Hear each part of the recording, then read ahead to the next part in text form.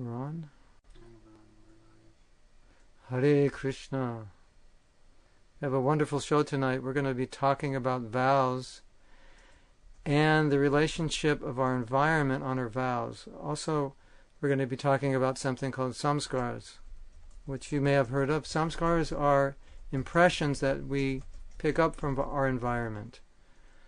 They create mental dispositions. So we're going to talk about how all these things affect our vows, because sometimes we make a vow, but we don't adjust our external life enough to be supportive enough for our vows. So the first thing I would like to do is welcome all of you who are here and apologize for being late. We got our normal engineer could not come, and our substitute had a difficult time getting in the studio because it was locked. So we were on time, but we didn't get inside on time. So anyway, what I'd like you to do first, think of a vow, some vow you've made. It could be a marriage vow. It could be a vow to chant a certain number of rounds. It could be even not something spiritually, a spiritual vow, not something that serious. Just think of some vow you made.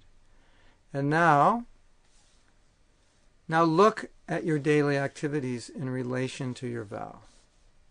Now, what I mean by look at them, look at how your life is lived on a day-to-day basis. And I'd like you to determine if the way you live your life, if you feel it's supportive of that vow, or if you feel in any way it may undermine that vow. If there's anything you're doing, for example, that would make it difficult to follow that vow, or more difficult, or somewhat difficult. Or are you doing things that are supportive of that vow that actually make it natural to follow that vow? For example, if you're on a diet, you might remove foods you're not supposed to eat, so you don't have to see them. And put all the foods that you're supposed to eat in front of you so you see them, you're reminded. And sometimes they say, have a picture of a person 30 pounds lighter than you, so you can look at them and say, oh, that's how I want to be. So just think for a minute, and while you're thinking, just give it, just give some thought. And one thing you may want to think of is, if you don't feel that your activities are fully supportive, do you feel that if you continue living the way you're living, you might have difficulty following that vow down the road?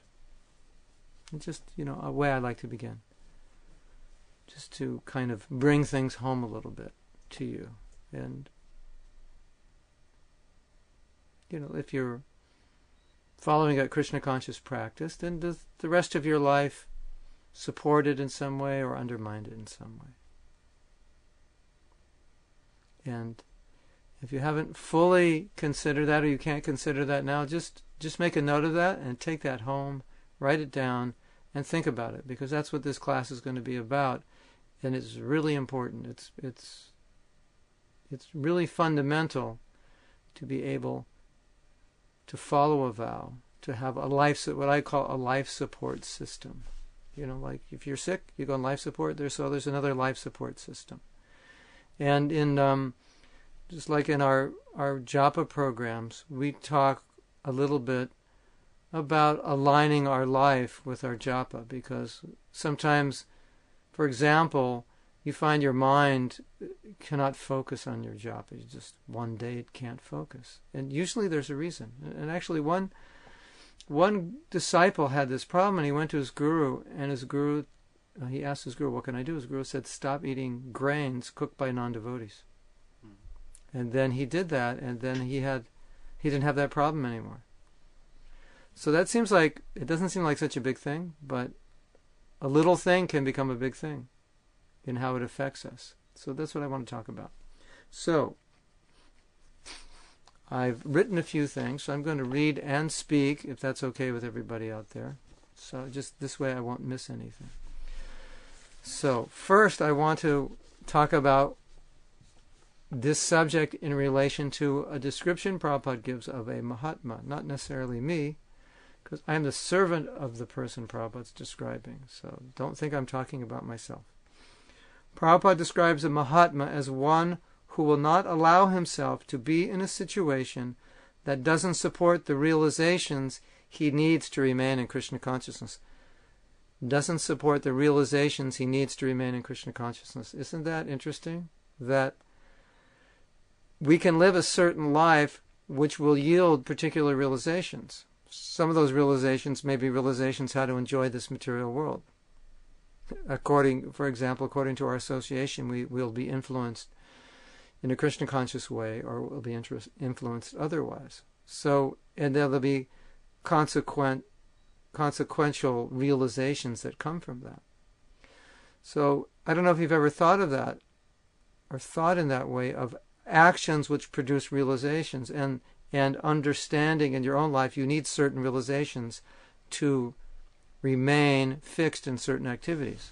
But this is how Prabhupada describes it, and I'm going to read from the purport in which he describes this.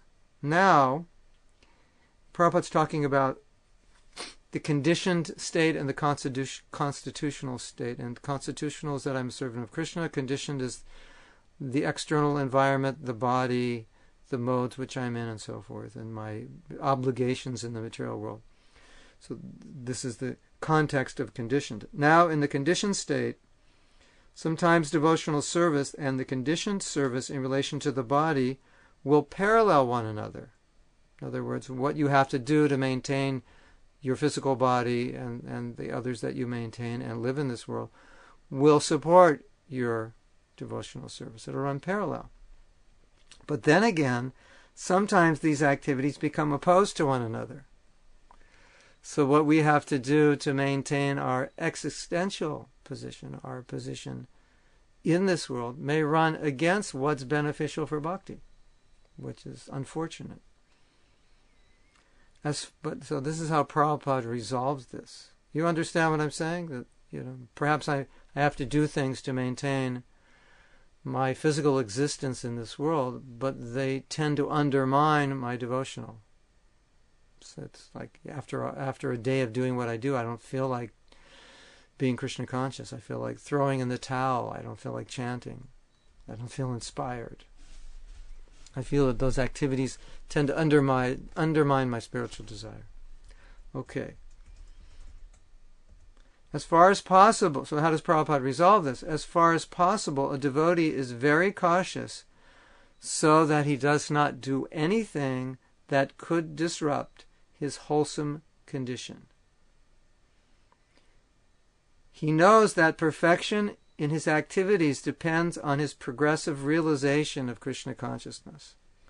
I'll read that again. He knows that perfection in his activities depends on his progressive realization of Krishna consciousness.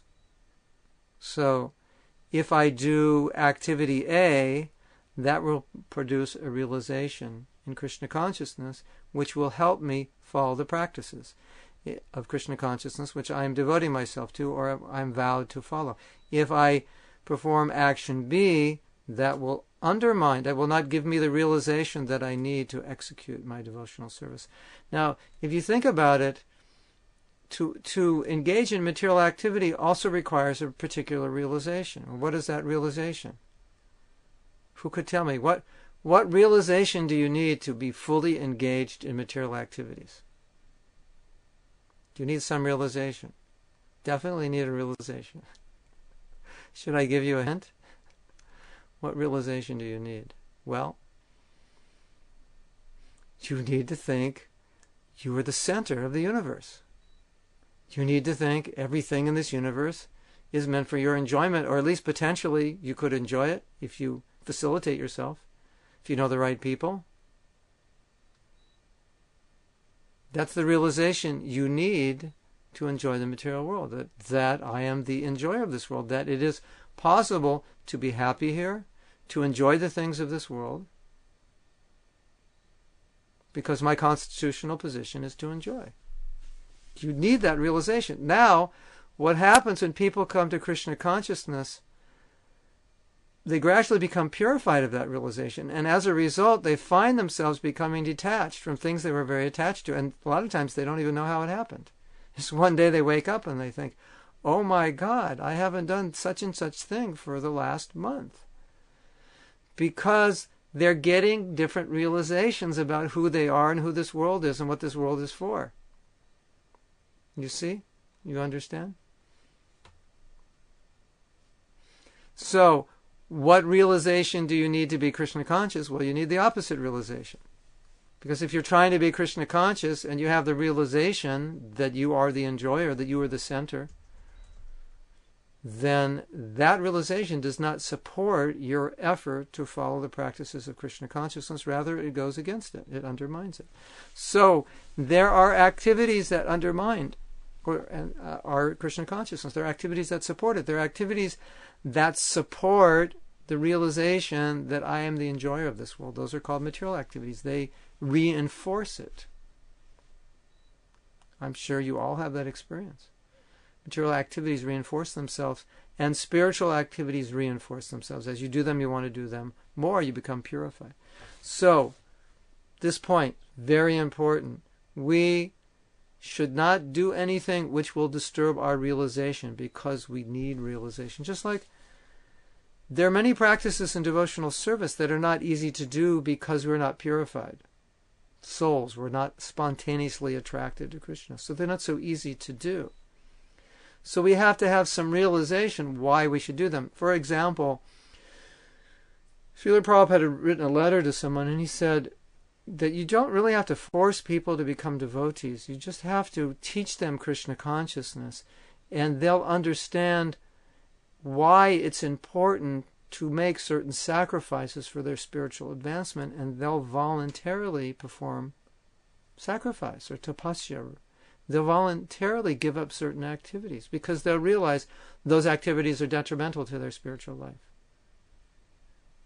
So the more we understand about Krishna consciousness, the more we understand the realizations that we need to execute Krishna consciousness, and the more we execute the activities, the more the realizations come. So it's a very, very nice thing to meditate on. And so how does that relate to vows? I think you can understand immediately how that relates to vows. If you take a certain vow, then you can imagine, according to that vow, certain activities are going to support it and certain activities are going to undermine it. And sometimes when someone says, I'm having a difficult time following a particular vow or being determined, it's often because they're doing things that don't give them the realization they need to follow that vow.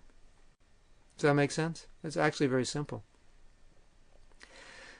Do you know that practically if you look at your life, you'll see that everything you do produces some kind of realization. It has some kind of effect. It's interesting meditation, isn't it?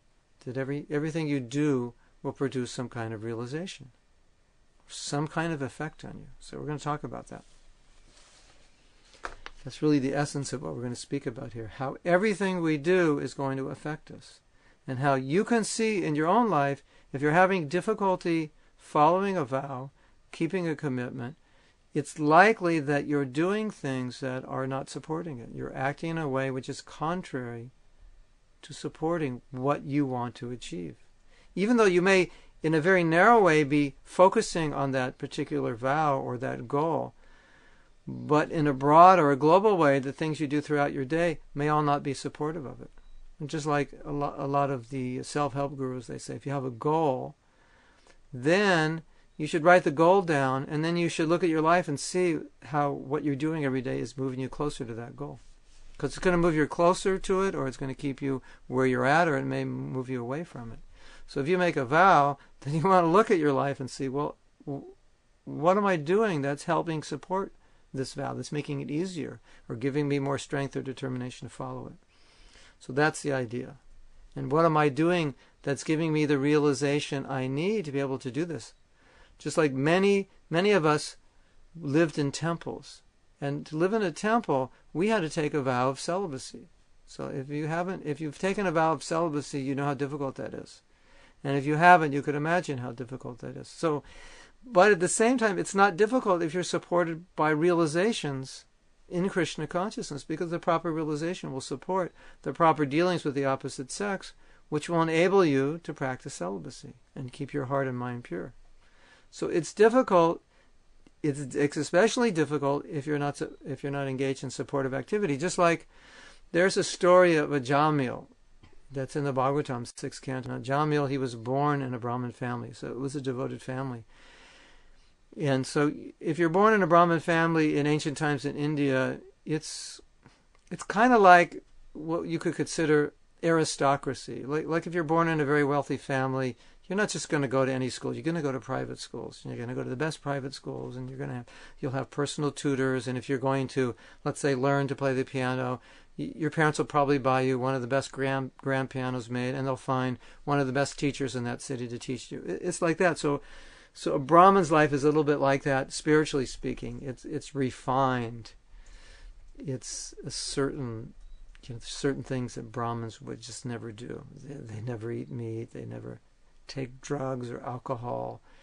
They're very pure. That's the life of a Brahmin. So the Jamil was raised as a Brahmin, and one day he was out and about, and he saw this couple embracing. I don't know, they were probably like half naked or whatever. He was a young boy, and he had never seen this, and they were, very, very sensual. And he saw that, and it made this intense impression on him. And it affected his whole consciousness. And then it planted the seed in his heart of a desire to do that. So Prabhupada points out in that purport that if one wants to live a life of purity, it's extremely difficult because it's possible he's going to see all the things around him that he has given up. He's going to see the things being done that he's given up. So he said one has to be extremely pure in how he lives and how he thinks and what he eats and so forth to support that vow of celibacy. And I think you can understand, because it's so difficult, you can imagine, if someone wants to practice celibacy, I don't recommend watching movies that have sexual scenes. I don't recommend watching movies in general or television, but practically speaking, if you turn on the television, that's what you're going to see sooner or later if you're not careful. So, you understand the idea. You don't want to subject yourself to things which would undermine the vows you make. So, to follow one's vows, one must perform many supportive activities which give one the realization and strength to continue following those vows. So it's not that we only focus on the vow, but we focus on all the activities we need to do or avoid that will strengthen our vow. In other words, lifestyle must support our determination to follow the vows we make. Which is really interesting, because I think a lot of people, when they make a vow, they don't understand they have to have a concomitant lifestyle to support it, and they think, okay, I'm just going to do this, but they don't understand the ramifications of it. So when you make a vow, I suggest you meditate on the ramifications of following that vow, what it means. If I'm going to do this, what would that mean in my lifestyle? And am I prepared to make those changes that will support that vow? A lot of times people get married, and what happens after 6 months or a year, they did not realize what it was going to be like. Or after they have a kid or 2 or 3, they'll look back and they'll think, I didn't realize it was going to be this way. I don't know how prepared I am for this. Or they have to prepare. They have to be prepared for it. But oftentimes people are not prepared for it because they didn't realize the ramifications of the responsibilities and the difficulties. And that can happen also for people who don't get married but become brahmacharis and take a vow of celibacy, or people who take sannyas and don't realize the ramifications of what's involved. They may have seen some things that they could do, but they didn't see all of what would be required. So that's really an important point to consider when you're making a vow. How my life's going to have to change to follow it. And a lot of people make vows and they don't think they're going to have to change their lives, and then they run into trouble. Okay.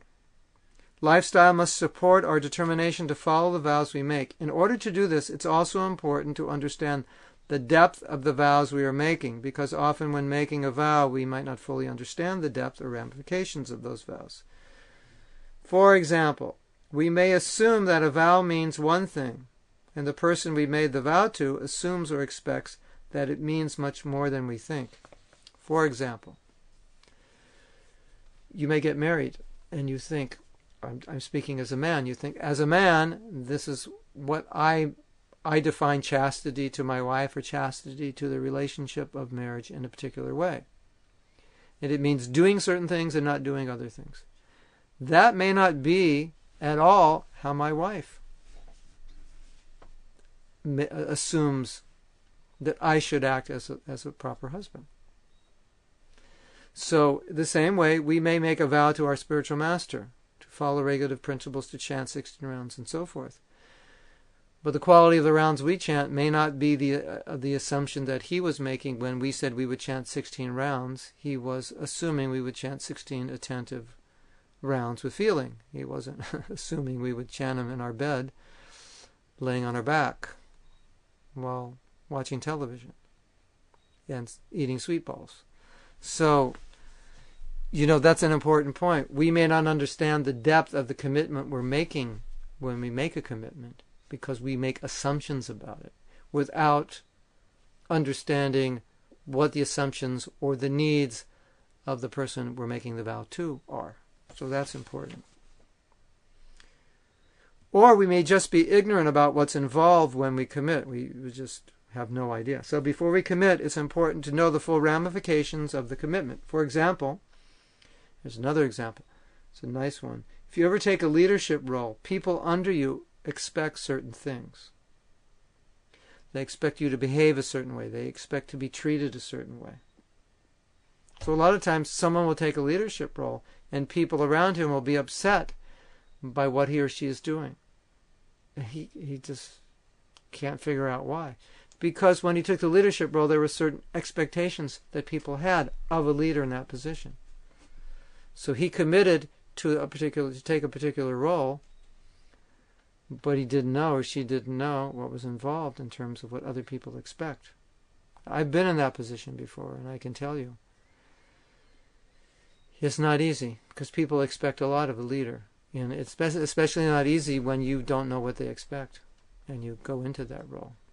And a lot of times, I was just reading something very interesting. Where did it come from? It may have come from Sanatana Goswami, but Sanatana Goswami and in many other scriptures it says, when you want to take initiation from a guru, the guru and disciple should study one another for 1 year. And one of the reasons, of course, is for the guru to see if the disciple is qualified, and it's also for the disciple, prospective disciple, to see if the guru is qualified. But another reason, which is very interesting, said so they can see if they're compatible. Like we see, you may want to get married and you'll do astrology and say, are we compatible? And there's also some question of compatibility with guru. It's interesting, isn't it? I don't know if you've ever thought of that. Guru-disciple compatibility. Maybe my guru is a grihasta and he's in one place. Maybe my guru is a sannyasi and he's always traveling. And one may be more compatible or less compatible. So the guru, as a leader, has to see if his position as a leader is compatible with the disciple and vice versa, so that when they each make the commitment, that there are no unstated assumptions. Okay. If you find out after you committed, if you find out what is entailed in the commitment after you commit, then it becomes more difficult to follow those commitments. That's why a lot of people who took initiation when they're young, they'll say, what will they say? They can't follow now, so what would they say? Who knows? What they'll say when they were young and they took initiation? What will they say? Anybody out there? I mean, I can't follow now because I was young when I took initiation and I didn't know what I was doing. Of course, they should have been helped to know what they were doing, and they should have thought, what am I doing? But for many of us who were 18, 19, 20 when we took initiation, we couldn't think that way.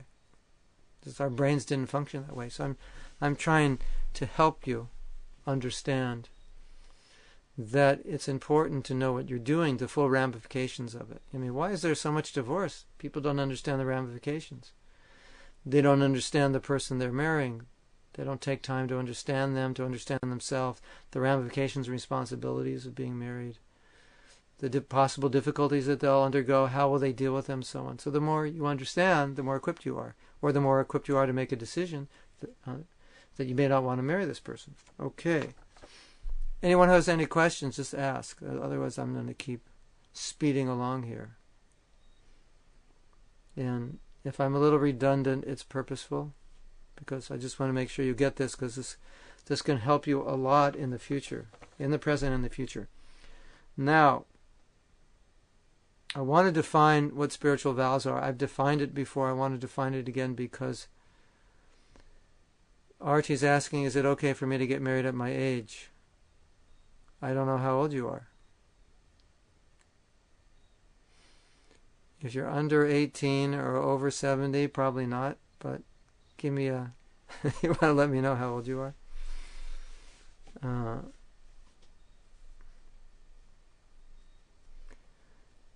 Yeah, that depends. It 50, so it depends on your... it depends on your spiritual level of consciousness and what you need and what you don't need. For some people, at that age, they might feel, okay, now it's time to renounce. But if someone feels unfulfilled at that age, then they might see it would be beneficial. The point is, you don't want to die hankering with unfulfilled material desires. But if they can be fulfilled, or not fulfilled, if they can be fulfilled, so to speak, or transcended, or somehow or other engaged in Krishna consciousness, then one will not need to fulfill them.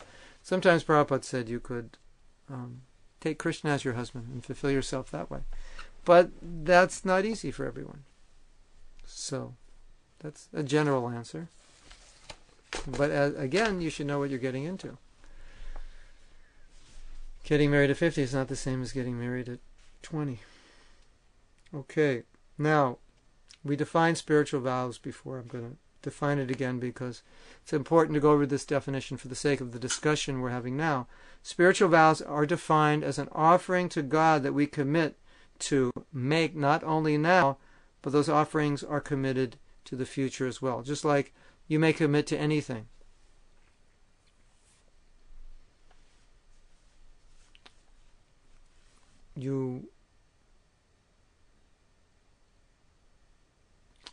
So I could see there's going to be a whole discussion about should she get married at 50. Let her decide. Or otherwise we're going to have... this sounds like a hot topic here. But I want to stay on the subject. Okay, can you all follow me here? So I don't think she wants to have more kids. I don't think it's possible now anyway. But it's just for companionship and support and so forth. I'm sure.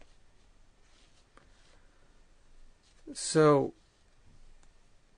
I'm going to offer something to Krishna. Let's say I'm going to cook something and offer it to Krishna, right? But a vow means I'm going to cook, for example, I'm going to cook something offering to Krishna 100 times in the next 100 days. That would be a vow. I'm going to make an offering, but I offer to do it for a certain period of time. That's a vow.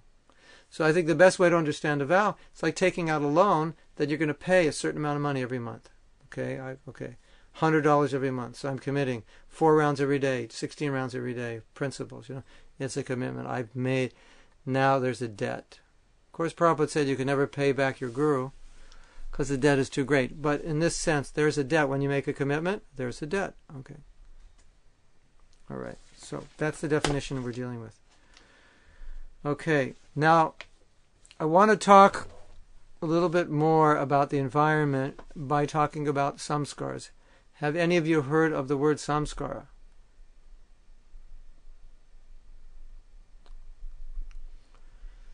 Does anybody know what it means? I think the Indians, Manjesh, you must have heard of samskara, right? Samskara. Pure Victory writes, In India, you have certain purificatory rites, right? At the time of conception, during pregnancy, at the time of birth, name-giving ceremony, first grain eating ceremony, and then there's the Brahman, Upanayam ceremony. The boy gets Brahman initiation in the Brahman family like that. And then there's the Vivaha, the marriage.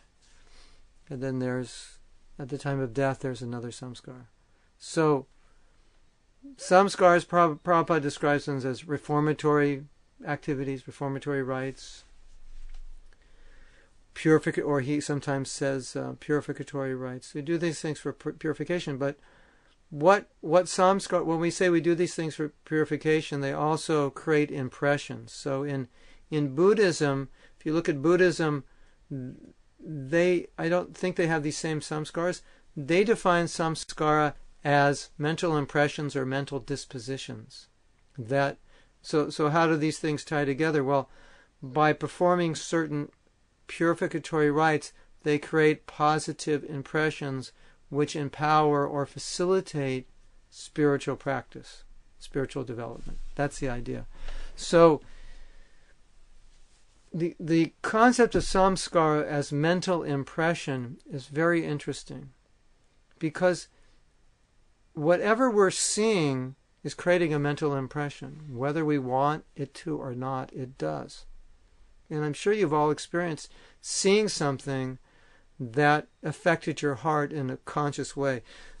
We may see things that affect us, but unconsciously we're not aware of it. But you may have seen something that just jolted your consciousness, something good or something bad, and it had a tremendous effect on you. You might have seen, for example, there was a devotee in our movement called Jayananda, and many of you may have heard about him. Jayananda was very humble, and so many of the senior devotees in our movements will often talk about Jayananda because the way he acted created such an impression on them that they've never forgotten it. And when the devotees talk about Jayananda, they'll say, I saw him do this, or he told me this, and that changed my life.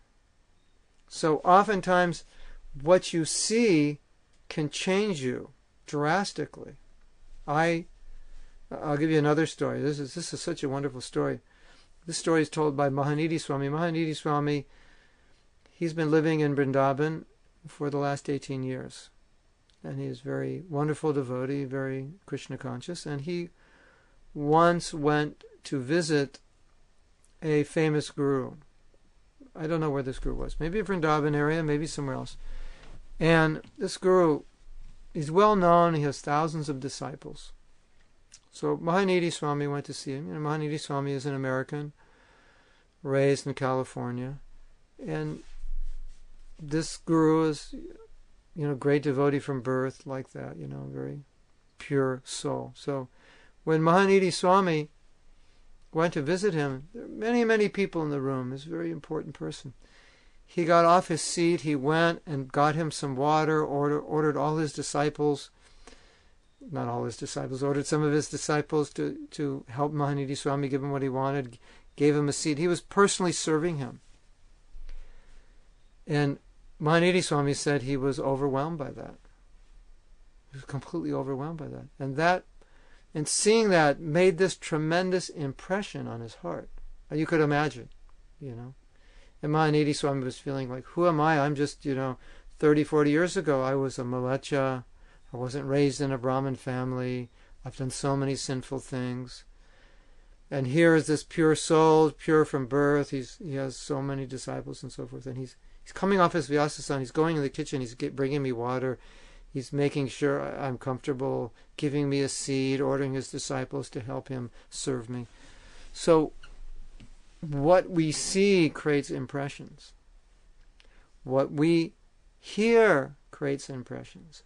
What we do creates impressions. What we touch creates impressions. So why am I talking about this? Samskar, impressions. We keep hearing the same thing, seeing the same thing. These impressions are like samskars. You can look at it like grooves in your heart, just this impression. And then what happens? Activity follows as a result of the impressions, like a habit. What's a habit? It's this impression which produces behavior, which produces a deeper impression, which produces behavior, and it goes back and forth, and you create a habit, which is good if it's a good habit. It can be an addictive habit, which is degrading you. And so samskara, repeated, what we say is that when you commit an activity, it drops a seed to perform that same activity again. So if you commit a sin, what is dropped is a seed to commit that sin again. And if you commit another activity which counters the sin, it produces the desire to to perform that activity again. So that's how samskara works. So in the broadest sense, everything we do is affecting us, our consciousness on some level. So now we go back to vows. I've taken certain vows in my life. You've taken certain vows. We've all taken certain vows. Or at least if we haven't taken official vows, we have some determination or some obligations to show up every day at work, to be a father or mother or husband or wife or son or daughter with some commitment. So we're all committed in some way. Now, what kind of samskaras are we allowing ourselves to be impressed in our consciousness? Are we allowing ourselves to be impressed with samskaras that support what we want to achieve or what we've committed ourselves to achieve? Or are we allowing ourselves to be impressed with samskaras that are undermining? So the important point here is everything is creating impressions. Just like you oftentimes you may not be doing well, but you see somebody else doing what you should be doing, and you get inspired by seeing that. So oftentimes the spiritual master will advise, or it's typically advised by the acharyas, when someone is having difficulty doing something, they say, then associate with the person who's doing what you want to do. Like Bhaktivinoda Thakur said, if you're committing aparad when you're chanting, and you're not chanting with the proper mood, proper focus, proper attention, said, what should you do? You should find someone who's chanting properly and sit with them and chant. And by their association, it will make proper impressions on you, so you'll do the right thing. Does that make sense? So if you find yourself lacking, the moderator is typing. He's trying to keep you guys focused on what I'm saying. This is very valuable stuff for you. You're getting. If I would have known all this 40 years ago, I would be much better off now. So I had to make all the mistakes to be able to give this to you. So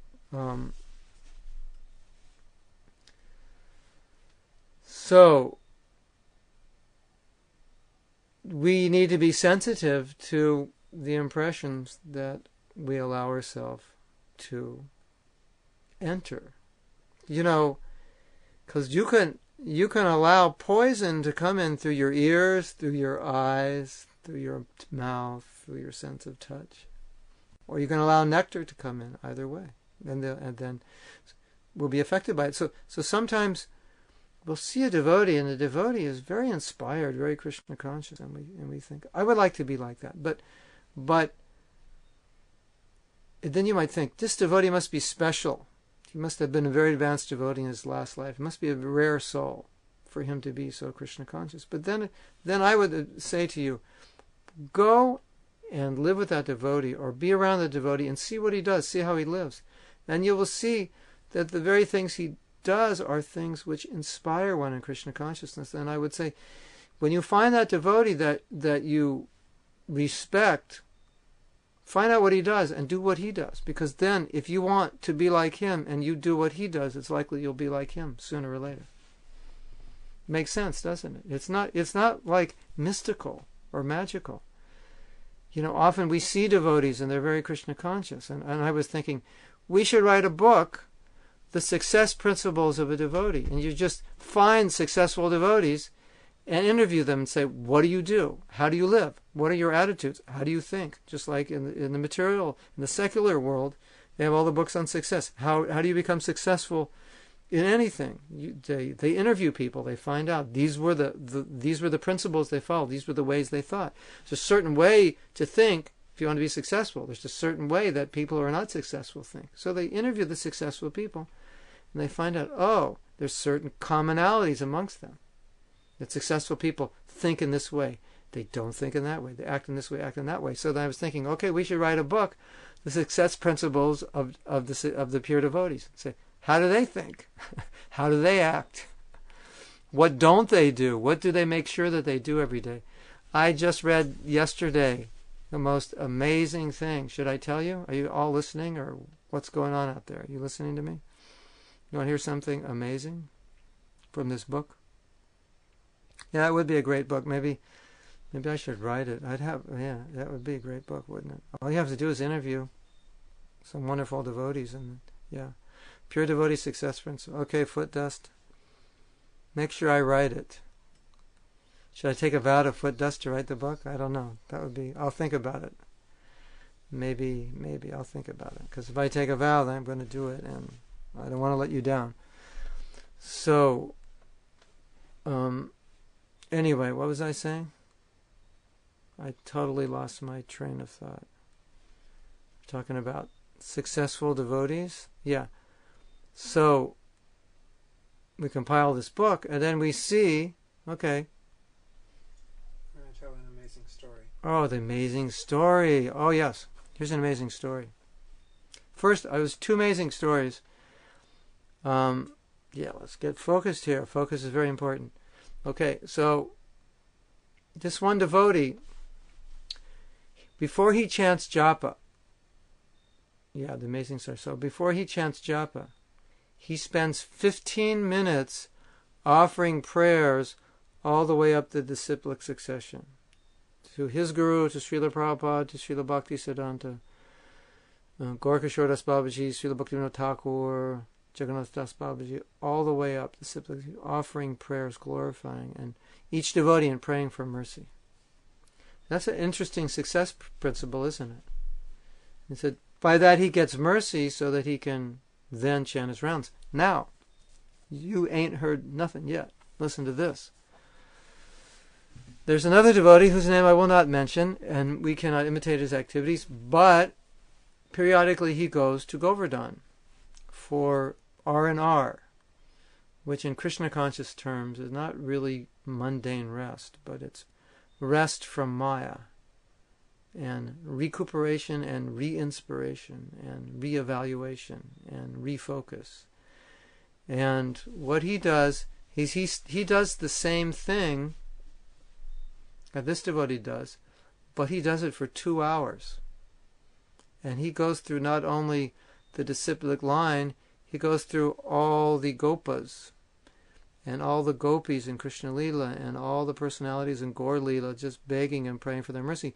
And then he offers respects to all his god brothers. And he has a special session to offer respect to all the god brothers that don't like him. And that takes him 2 hours. And then he begins to chant his rounds. So if we put that in our book on the success principles of the devotees, we may not be able to follow the 2-hour program, but we get the idea. So this is just an example to show you that if you want, or you want to emulate, you want to be, not emulate, if you want to be like someone who you respect, idolize, just find out what they do and do it. And then you will also be. Yeah, all the gopis, parsha, So it's amazing. Praying for the mercy. Now, if you study Prabhupada's books carefully, he gives you all kinds of hints of little things you can do to be more Krishna conscious. And sometimes we take these things for granted. But the more Krishna conscious we want to be, the more we start to see them. And the point is, the advanced devotees, they pick up on it. Because as anyone who wants to achieve a goal badly enough, they pick up on all the things you need to do to achieve the goal, right? And whereas people who are not really into the goal, then they kind of, they read it, but it doesn't register. So there are many, many things which we can do. And here, these devotees are seeing the benefit of praying to great devotees. Because they know mercy comes through the devotee. And they know that if you meditate on a devotee, then the qualities of that devotee, you start imbibing those qualities. Did you know that? So let's say the vows you've made, you need certain qualities. Now, if you meditate on a particular devotee who has those qualities, you can imbibe those qualities through that meditation. So you're creating a different kind of samskara, right? You create one kind of samskara. You watch a movie and a couple are making love. That's one kind of. And what's that samskara? That samskara is to do the same thing yourself. But if you meditate on someone like Bhaktisiddhanta Saraswati, who was a celibate all his life, then what happens? You'll start feeling the desire to practice celibacy. Because you'll be getting, those qualities will gradually shower upon you. So you understand, when you understand samskara, then you understand there's so many things you can do to support yourself. So, let me see if I've missed anything. Okay, I wanted to end with another last thought, and then you can ask some questions. If you've been asking questions, I haven't even been concentrating on it because I just trying to focus on this. I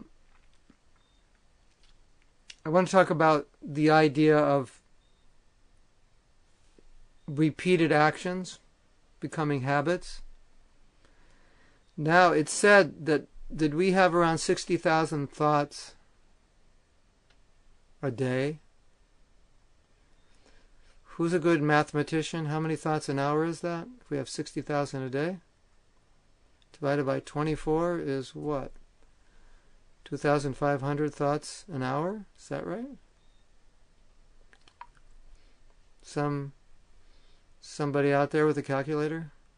60,000 thoughts per day divided by 24 will give us the total of thoughts per hour. My estimation is about 2,500, 26, 27.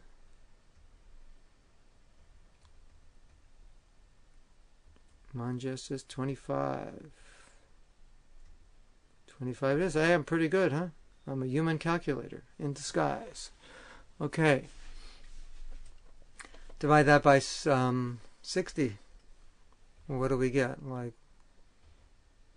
what? 40? Divided by 60 equals 40 thoughts a minute. That makes sense. It's about one thought every second and a half, right? Or something like that. Yeah. Okay, so basically, thoughts are constant, right? And the psychologists say, of the 60,000 thoughts we have, most of them are the same, which is really good if the only thoughts you have are Krishna conscious and they keep repeating themselves. That would be wonderful. And it's not a good thing if those thoughts continually repeat themselves, which are thoughts you don't want. So the idea is that samskaras are creating impressions, and then they tend to regenerate the same, because these impressions keep regenerating the same thoughts, which produce, thereby produce the same actions, which then create the same thoughts again, and it creates this cycle. So if you understand that, and you understand, okay, I have a certain determination, I've made certain vows, so let me perform activities which will support those vows. Right? Do the samskaras that will support it. And then there'll be this continuation or habitual way of thinking. And you see this in devotees who are advancing in Krishna consciousness. They always want to talk about Krishna.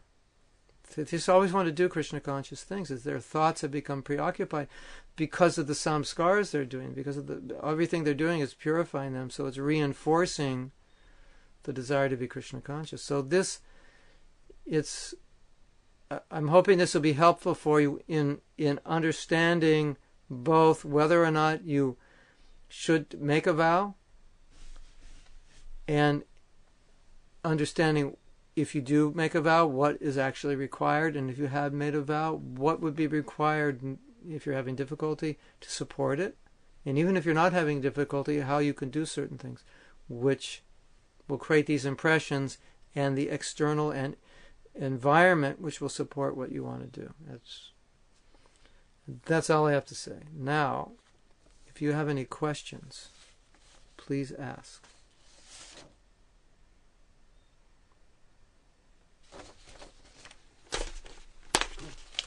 Yes, the moderator has a question and I'll repeat it. Sometimes young people in Krishna consciousness take initiation purely for external reasons, the pressure from the parents, pressure from the other community members. And then later on in life they feel that, I was pushed into this. What recourse do they have? Do they become uninitiated and take initiation again? So he's asking, sometimes people take initiation when they're young, and either you're saying in that situation it's peer pressure or pressure from... Or they may just be themselves idealistic at that Oh, age. they were idealistic, or they were pressured into it. Or there's another reason, is that they just thought they had to. That's, they read the books, and after reading the books, initiation is one of the most important activities in Krishna, so they do it. And after having done it, then they're having trouble. Okay, what should they do? They should, number one, have the aspiration, if they cannot follow now, to get back to following at some point in their life. That's extremely important. Because if they give up that aspiration, then it's downhill from there. So that aspiration should be there. And then they should make a plan according to what they think they can practice and maintain. So that if I can do this now, at least I haven't given up everything. And then build on that, what is gradual and natural. And now, we've discussed in this program Prabhupada's attitude, which was the attitude of not looking for the excuse, but looking for the mentality and attitude that will develop the strength to follow. Because it's much easier to say that, well, I didn't know and I was pressured, and that may be true. But the fact is, you did make it, so the fact that you made it is important, even if you didn't know, and even if you were pressured. And then, so how can you deal with that in the best way? And that would be, let's get on track in some way, rather than just saying, well, I was pressured and therefore I'm not going to do it at all. So, so Manjesh is saying, what if we think frequent thoughts on Krishna but live with non-devotees? Is that wrong? I don't think we can really change much with that, otherwise attending local temple programs. If we live with non-devotees, is that wrong? That you'll have to decide. I mean, generally it tends to be problematic, but it depends how non those non-devotees are. Are they Indian Brahmins that you're living with, who do puja for 4 hours a day? Or are they materialists who are engaged in very sinful activities? General principle is, we should associate with devotees and disassociate with non-devotees. Now, at work, that's another thing. But I like to think that I'm a devotee, so in a sense I'm always on stage. Like people are always looking at me. And I've seen a lot of times, if I'm acting in a very Krishna conscious way, people will say something about me. They'll say like, you're really patient, or you're really peaceful, aren't you? Or I really get a good vibration from you. So I feel that kind of like it's our duty, we're always being looked at, and if we act and think like devotees, our relationships with people will be different than the relationships they normally have, and then that will inspire them, and when they find out we practice Krishna consciousness, it kind of creates that relationship that people know this is who you are and what you do. So even if you're with non-devotees, there's that respect for that and understanding of that, I don't go to the bar, I don't eat meat, if we're going to go to a restaurant, I don't want to go to, there's got to be a restaurant where I can eat at, and so it creates boundaries for you. So, and have you ever heard this statement, integrity is what you do when no one's looking? So that's also there. It's not that we should think, well, I live with non-devotees or I work with non-devotees, therefore it's okay to do and think and act and be like them. No, we should always be and act and live like devotees. The problem is, if we don't get enough association with devotees, we may stop acting like that. So, still, you're on stage and everybody's looking at you. And if you act like a devotee, something's going to rub off, even they don't know you're a devotee. I'll give you an example. I had some computer problems, so I was talking to this person, and I said, "Where are you?" And he said, "Oh, I'm in Calcutta." And I said, "Gauranga." And he was in shock. He goes, "Because I'm in America." He goes, "How do you know that?" And I go, and I start quoting verses in Bengali, and he's like totally bewildered, and he's putting all his friends in the call center on the phone. He says, "Could you say that to my friends?" And so he wouldn't get, after a half hour, he was asking me questions about Krishna for a half hour. He wouldn't let me off the phone. I was telling him, you need to go to Mayapur, go to ISKCON, get on the bus, go to Mayapur.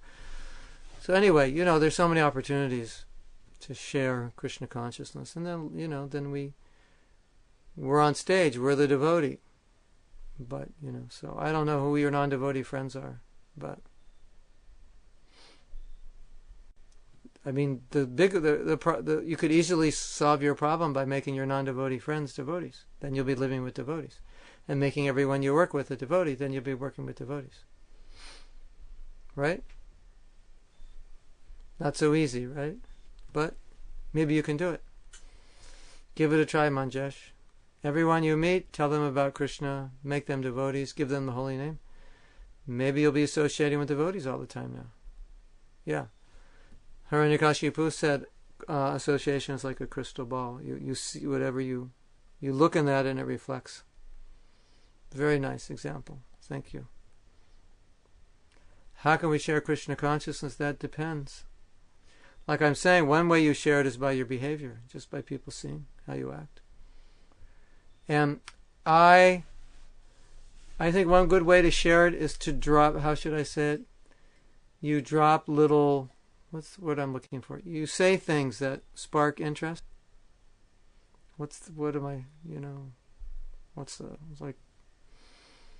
like appetizers kind of to get them hungry. You say things which arouse conversations. And so they won't think you're trying in any way to talk to them about spirituality or convince them, but you say something. So I had this friend, he was a comedian, and the way he would do it, whenever we were together, especially in an elevator or in a shop at a market in a line, he would talk real loud with this big, thick New York accent, because he's from New York. And he would say, "Oh my God, I read in the paper today that they're putting dead animals in the meat. It's so gross, I can't stand it." And I'd be trying to keep a straight face, and half the time I couldn't. And he'd say it really loud, and it was really funny in an elevator, because, people had to hear it, and in a grocery store line, they had to hear it. And then someone invariably would say, but aren't animals dead anyway? And he would go, "Oh my God, I never thought of that. That's so gross. I'm not going to eat meat anymore." But he would really act it out like he was surprised. And people would start going, "Yeah, I never thought of that." So you see, indirectly, I don't know if you all want to do that, if you have the nature to do that, but it was pretty funny. But you understand what I'm saying, there's things that could be said that would bring people into conversations, spiritual conversations, even conversations just about what to eat, what not to eat, what to think, about thoughts, and, about virtues, so many ways. There's dead animals in the meat. Wow. And we said, he said it once, and another guy said, "Yeah, I read that too." And then we found out actually they were taking like the toenails and the hair and this and that of other dead animals, and or the same animals are putting in the meat. Anyway, it was pretty funny.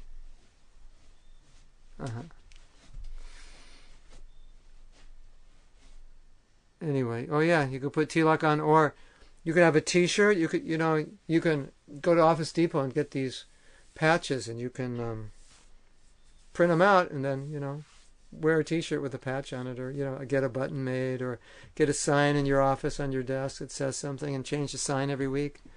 And people will ask, "Wow, what's that?" Or have a Bhagavad Gita on your desk, just sitting there. What's that book? And give books to people. Yeah, give the right book to the right person. Of course. You should pray. You can pray also that Krishna will send you people, and somehow or other you'll be able to introduce them. You can pray like that. And oftentimes people, things will just...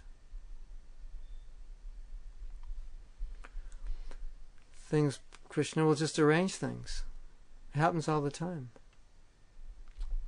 In fact, it's just, there's so many ways that it happens. Yeah. If we're looking for the opportunities, they'll be there. That's the point. If you're not looking, they may not be there, but if you're looking, then it'll be there.